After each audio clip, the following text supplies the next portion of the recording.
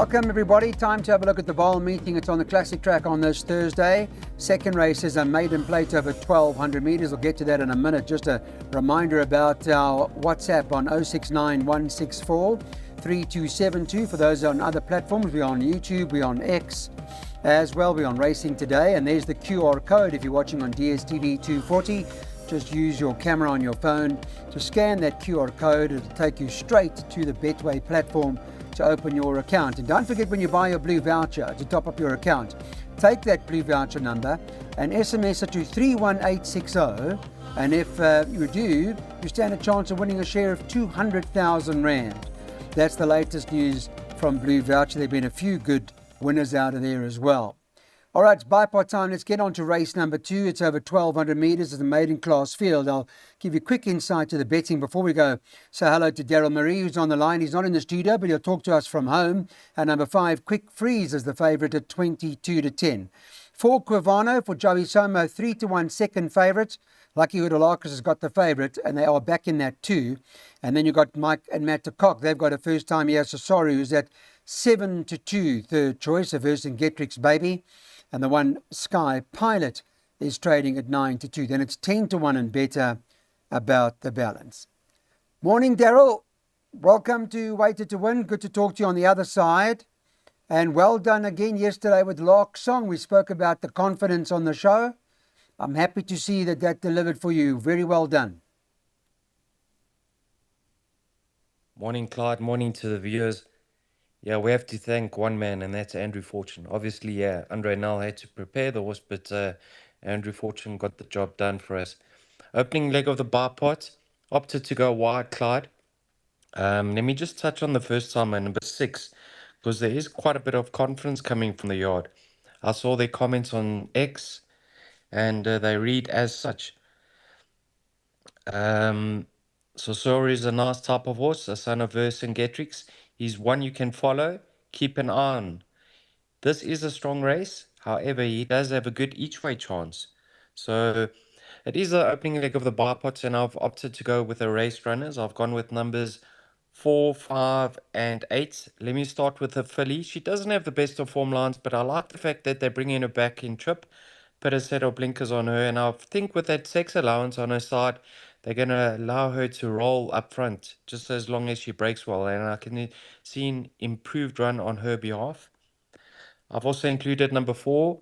Now, it was great to see Joey Soma have a winner with Errol Flynn bolted up. Just strictly based on breeding, I think he's going to be looking for further in time to come, because his dam did win over a mile, but he could have a lot more in offer, and he's clearly going to strip fitter. We saw Trombolans win from that form line. Then number 5, Quick Freeze. Davy Shaw actually raced the half-brother, Spanish boy. He won a few races. And the half-sister R-Star won a few races. Both of them were most effective over sprinting trips. And he actually put in a fair enough debut. He was well beaten, 6 lengths by Tintin. But you have to take into consideration Tintin was having his 4th start, 3rd run after a layoff, whereas Quick Freeze was making his debut effort. I'm fairly convinced we're going to get through over here. Let's hope we can double up with a filly once in a blue moon featuring. Yeah, well, that'll cost you 540 Rand that's on the screen at the moment.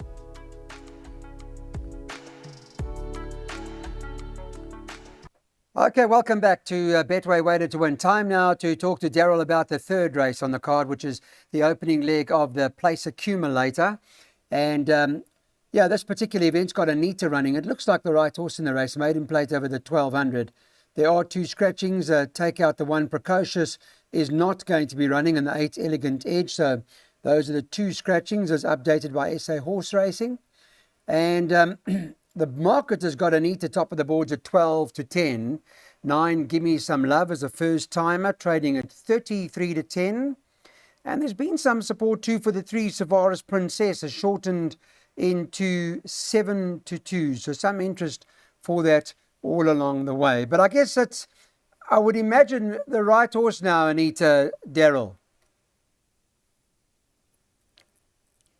Clyde, I'll be the first to admit that she's been very disappointing since her encouraging debut efforts, but she has met the right field. I'll say to the viewers, if she happened to be drawn one and the first time was drawn out wide, we can go to the bank because the form on offer barring her is substandard. So she's only got the first timer to beat in my mind, and if that's not fancied, I think she'll get it right. I don't know anything about the first timer. There's no comments. Her dam won once over 1400. Her full sister won once over 1450, and she's related to second base and total surrender. All I can say to the viewers is follow the market with regards to her chances. Now, the improvers in the pack have to be number 7, Bakshish, and number 10, 7 times Red. Both of them have only had one start to date. However, I don't think they've shown enough on debut to trouble Anahita second time round. Now, Anahita, she travels so well in her races, Clyde, that one has to believe that at this stage of her career, perhaps the drop in trip is in her favour because she doesn't seem to be rounding her races off. I just wish she was drawn a little bit closer to the paint. But perhaps from that tricky draw, Gavin's going to opt to give her a chance. I don't know. I don't know how it's going to pan out. But if she's stuck behind one or two no hopers, it's the last thing I want to see, Clyde. But with luck in running, she has to run in the top 3. I have banked her in the opening leg. Okay, got it. Thanks. There's the place accumulator on screen at the moment. It's our only PA banker today, as you can see. And then for the rest of those legs, we've got horses in every single leg. It's quite a tricky card. It's not easy, not as straightforward, to be honest. So this PA from Daryl cost $288. To a classified stakes we go now. Race number 4. It's time to get the pick 6 on. It's over 2,400 meters.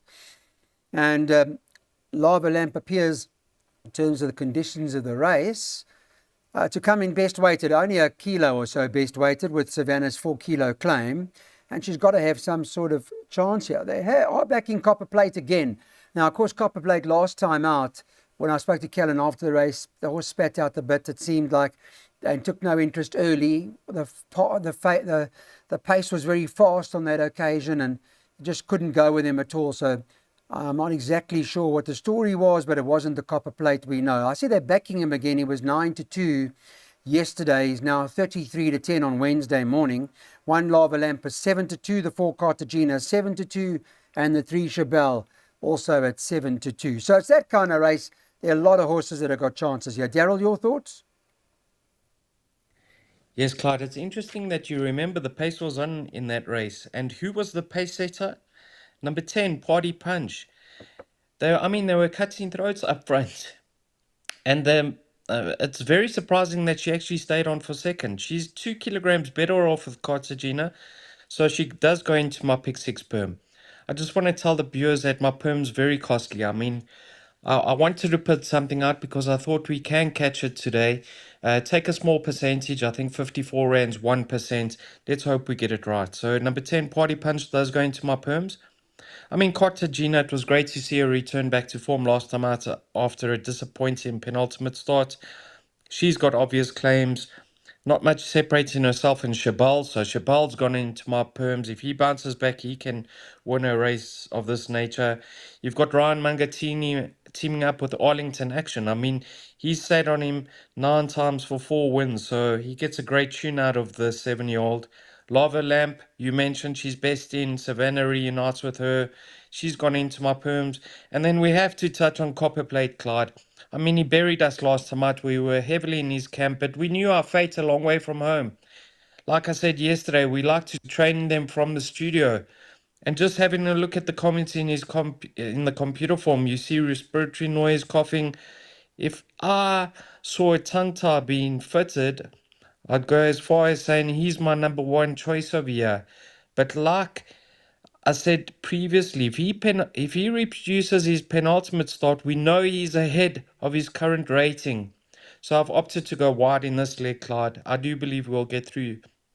Okay. And I'd even say to the viewers, maybe take some trifectas and quartets with those numbers I've suggested. So tough leg. I can see you got a 5,400 Rand pick 6. So 540, 10%, 275%, whatever the case may be. Not easy. And the first leg of the pick six, we're looking for a result. This is a handicap race, 5 over 2,000 metres. Should run at around 2 o'clock with regards to this particular event.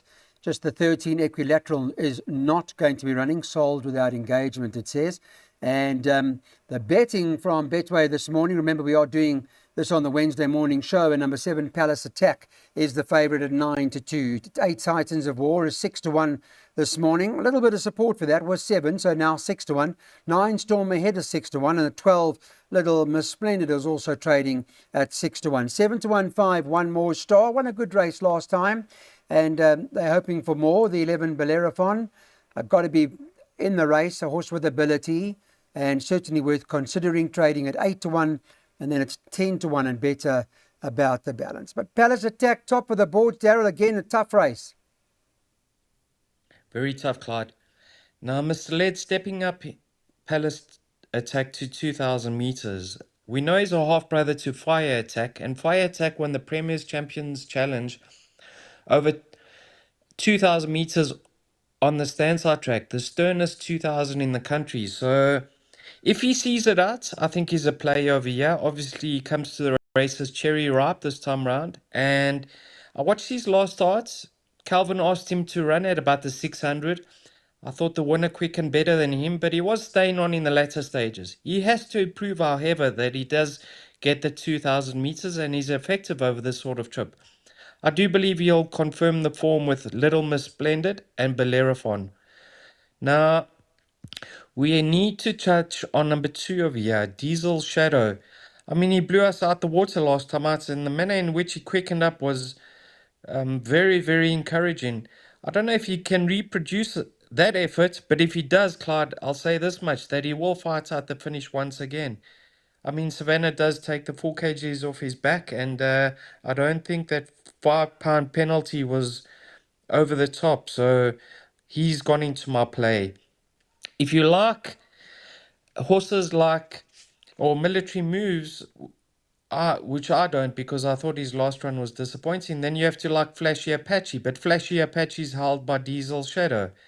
Titans of War. Last time out, the winner bolted up, Douglas Dragon, so he wasn't too far behind the second place horse, and we've seen this horse turn it on extremely well in the past. I don't know why he was slightly disappointing in his penultimate start. I know he was out at the weight, but he was beaten a long way in a small field. Perhaps he wasn't suited to the going on that occasion. If Gavin can get him to relax, he can turn it on. So Titans of War is going to be my number 1 choice. I know he stays the trip, whereas Palace Attack is yet to prove it.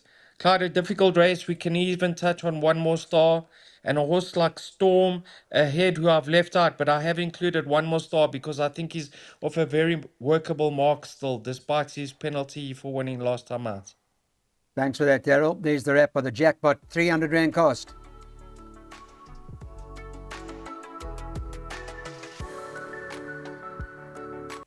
So, Gimme the Good Life is the favourite in this race that comes out now. It's priced up at 19-10. Has shortened in the betting because it opened at around 5-2 or thereabouts. So there's a little bit of interest in the Tony Peter horse. 3 Lead the Charge is trading at 22-10. Number 7 Rock Around the Clock is at 33-10.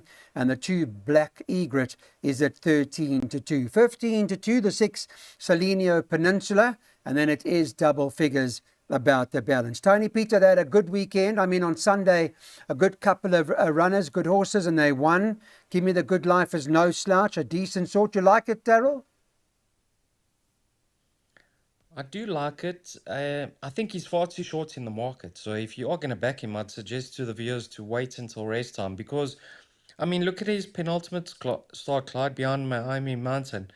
A horse like Lead the Charge beat him on that occasion. And even on his penultimate start, there wasn't much separating the two of them. So I don't think he'll start in the region of 2-1. In saying that, he must have an outstanding chance. I do believe the course and distance is going to suit him because he does run well at Gravel over the similar trip. So A real live wire is number one. Give me the good life. Number two, Black Egret.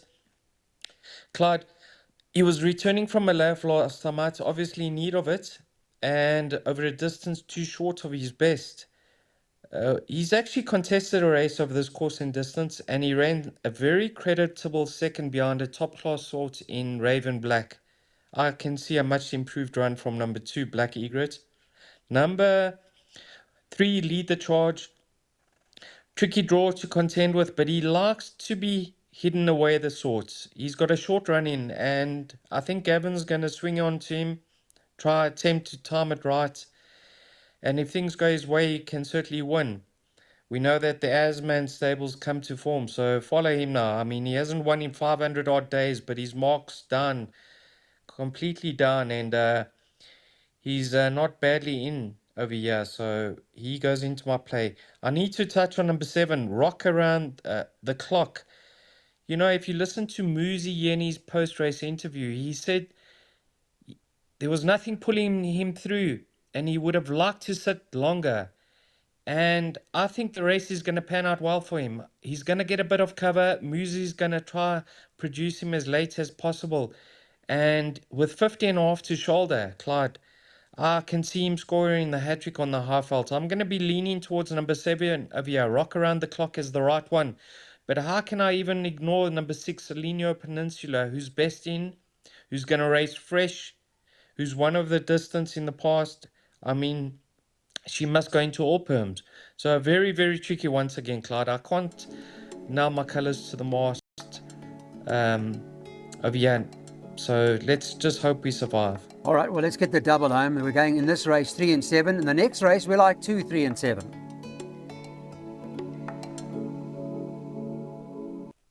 So is Antonio Gaudi the right one after that last run? This is the Robin Klaasen runner that Cabello Mazzaniani is riding. Is currently favourite. It's 5 to 2, but from 9 to 2. So they've been backing this horse all the time.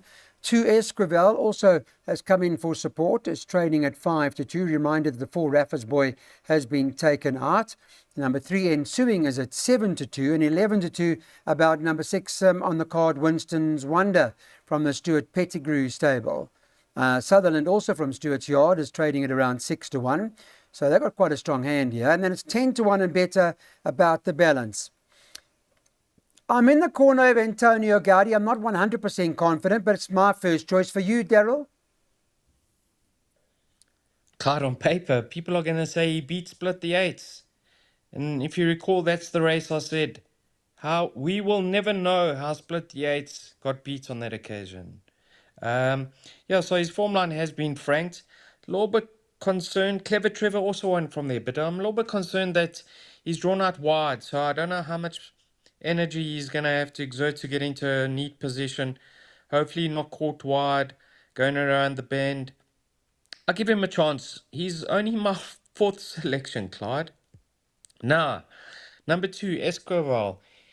He appears on paper to love this track and trip. I mean, 3 races over the course and distance, 2 wins.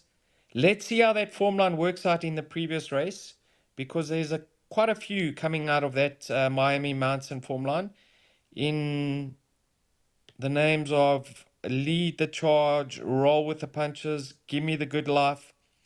So, despite that form line's result in the previous race, we can say One Iron Vegas has won from there. He ran second behind Miami Mountain and still ran second behind Split the Eight. So at this stage, prior to knowing the result of the previous race, we can say that it's working out well. Ensuing, I mean, on the Miami Mountain run, we know that he's clearly hauled by Esquivel and he's worse off at the weights. But Gavin gets a great tune out of Ensuing. We can see he gets the best out of him, so he forms part of my play. And then Sutherland, you like to watch replays, Clyde. Go and watch his latest starts. He was climbing all over them. And if the gaps open for him, he would have gone very close to winning his last start. But we can see he's plagued with issues. I mean, he's a 5-year-old son of Silvano who's been to the track only 11 times. And he's rested so often that it is a concern. But if he's at his best, he'll be a factor over here. So I'm going in order. 2, 3, 7, 5. In that order, 2, 3, 7, 5 for Daryl. Remember, there are 10 races on Thursday. This is a second jackpot opportunity. Perhaps worth taking this jackpot. 260 Rand cost. Okay, on to race number 8 now we're going to have a look at. And this here's got Winds of Change top of the boards at the moment for the Mike Azzi stable. Ryan Munger is there to ride. I'm hoping to get Ryan Munger as a guest on Saturday at the Vaal. I want him to join our build-up. I want to talk to him about the day and some of his rides on Saturday afternoon. If you don't know, Saturday racing, the weekend to come, has been moved from Turfentine to the Vaal. But Winds of Change is top of the boards. It's a 22-10 favourite here. 6, King Herald.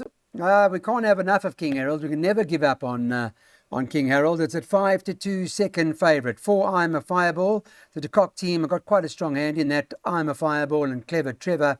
They're 4-1 and 9-2 respectively. And the 5, Red Penny, is trading at 7-1. It's 12-1 and better about the balance.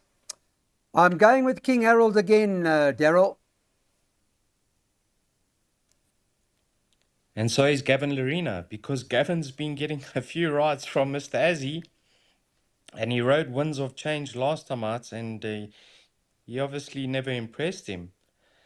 And he's opted to ride King Harold. Now, if you go to the best weighted column, you'll see that Winds of Change is a net 109, King Harold net 105. So he's 4 pounds or 2 kilograms best in his Winds of Change. However, he earned his rating over 1200 or 1000 meters actually, Clyde, at Turfentine in the computer form sprint.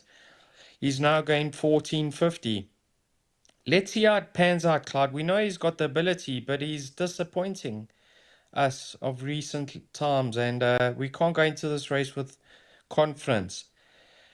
Number 3, Clever Trevor, runs at Hollywood Bets Greyville on Wednesday, so he's more than likely going to come out. Number 4, Armour Fireball. You can see he contested the same race as Winds of Change behind Chapbook, and he's held. He's only 1 kilogram better off for a 2.5 length beating. However, the step up in Trip Clyde has ought to favour him more than Winds of Change. His dam was well performed over this sort of trip, up to a mile, and his sire was top class over a mile and further. So I'm going to say Armour Fireball's going to reverse the form with Winds of Change. And he comes into this race peak racing fit now. King Harold, I mean, sure, Clyde, we've expected so much from him in the past, and he's just failed to deliver. But he's now returning as a gelding. So I'm really, really keen to see the best of King Harold this time round. I don't think he's going to be 100% tuned, but on his best form, he'll be the one to beat. I don't want to split numbers 4 and 6. I'm actually going to box that exacta a few times for myself. I do have respect for number 1, Winds of Change. Thanks, Daryl. Here's the selection. We'll put it up for you, what Daryl's talking about. The doubles 4 and 6 in this race, and the 9th race we're going with 1, 6 and 7. Now, recommended spend of 60 Rand, but of course you can spend less than that if you please. On to race number 9. Azaleas for All. Gavin Larena can perhaps boot this home for the Fani Bronco stable. It's top of the boards at 33-10. Enquenquezi, Calvin Habib, having ridden a Group 1 feature over the weekend, he's on Enquenquezi for the Clinton Binder stable. A little bit of money for that, shortened into 7-2. 3, Open Sesame, is now 7-2 at the moment. Also some support for that too. 6, Aquarius is trading at 4-1. 7, Kensal Green is 7-1. And you can get 10-1 and better about the balance. I'm hoping Azaleas for All gets it right, Daryl. What's your first choice? My first choice is Aquarius, number 6. Let's just touch on the De Kock comments. De Kock Racing comments. Number 3, Open Sesame, is ready for her best run. She's in tip-top condition. The only concern is a wide draw, but a big run is expected. Clyde, if she runs in the top 2, I've done my money because I've suggested an exacta box in this race. She happens to be my 4th choice But yes, I can see her winning. Number 6, Aquarius. Now, I've got a few websites that I go on for information, especially with regards to the Damner, Clyde, and I couldn't find any info on Star of Excellence. So I happened to message Mr. Lawrence Verners, this morning, and he responded within a couple of seconds. He gave me the info I wanted. So I thank him for that. And I can say that the dam of his horse over here, number 6 Aquarius, was unraced. And the second dam won up to 2,000 meters. If you watch her win last time out, Delaware River moved up to her and had every opportunity to go on by. And Aquarius quickened on again and found a second breath and was going away in the latter stages. Based on that, she's going to love the step up to a mile. And I think she's off a very workable mark, Clyde. So leaning towards number 6, Aquarius, as the likely winner. Number 7, Kensal Green. Now, I think Tony's going to be really keen to keep the ball rolling for the Capniers family. He's been given a chance with a couple of horses. And she won a lovely race. I mean, she's 1 from 1 with Tony. She's got 52.5 to shoulder. And Tony's had a few extra weeks to work her out, to figure her out. So she's not going to stop here. She forms part of my play. And then the horse you touched on, number 1, Azaleas for All. I mean, what you see is what you get. But she's in cracking form. Gavin gets a great tune out of her, one turn her. And if number 6, Aquarius pushes forward, Gavin's going to try latch onto her and get the run of the race. I've got an exacta box over here, Clyde, in race 9, numbers 1, 6, and 7. Yeah, I also thought Azaleas for All, but there are some horses that are bound to improve, like 6 and 7. So Daryl's got them in the play. Thanks, Daryl. We'll take that exacta 1, 6, and 7 for $60.